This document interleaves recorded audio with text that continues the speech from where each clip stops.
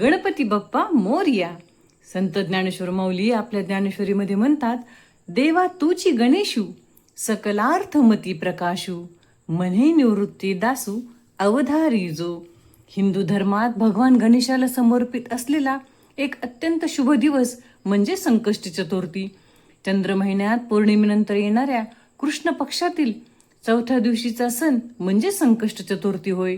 कठीण प्रसंगातून किंवा संकटातून सुटका म्हणजे संकष्टी चतुर्थी होय. गणराया विघ्नहर्ता आहे व तो हा उपवास केल्याने सर्व अडचणी दूर करतो अशी भाविकांची दृढ श्रद्धा आहे.